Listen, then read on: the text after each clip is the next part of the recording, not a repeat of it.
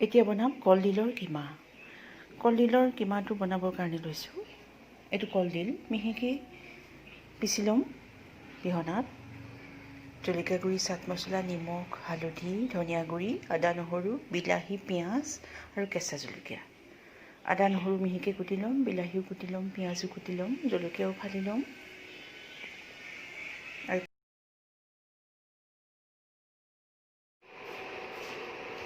কেৰাহী গৰম হ'ল, অলপ তেল দি ল'লোঁ আৰু কলডিলখিনি এনেকৈ প্ৰথম কুটি লৈছোঁ। তেল গৰম হওঁতে এতিয়া কলডিলখিনি দি দিম।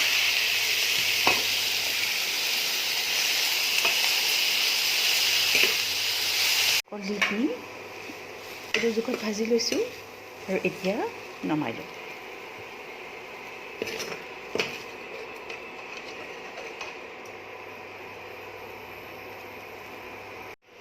আকৌ কেৰাহীটো গৰম কৰি ল'লোঁ। ইয়াত এতিয়া তেল দি ল'ম।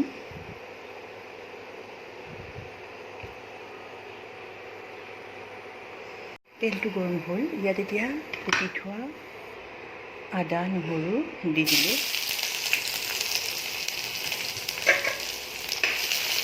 আদা নহৰুখিনি ৰঙচুৱা হৈছে, ইয়াত এতিয়া পিঁয়াজখিনি দি দিম।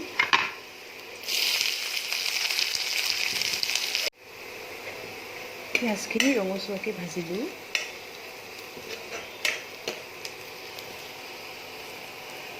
আৰু ইয়াত এতিয়া বিলাহী দিম।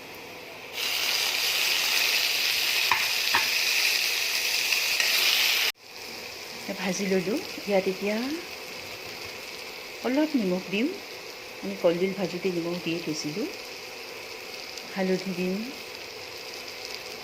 জলকীয়া গুড়ি দিম আৰু ধনিয়া গুড়ি দিম। যদি মোৰ ভিডিঅ'টো ভাল লাগে লাইক কৰিব, কমেণ্ট কৰিব, শ্বেয়াৰ কৰিব, ছাবস্ক্ৰাইব কৰিব আৰু বেল আইকনটো দবাই দিব যাতে আপোনাৰ ওচৰত মোৰ নতুন নতুন ভিডিঅ'খিনি পৰেগৈ। বিলাহীখিনি ৰঙচুৱাকৈ ভাজি ল'লোঁ। ইয়াত এতিয়া অলপ পানী দিম। সৰহকৈ হ'ল অকণমান।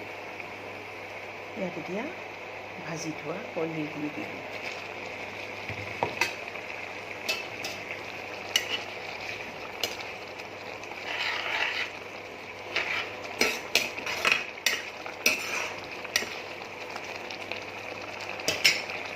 আৰু চাট মছলা দিম।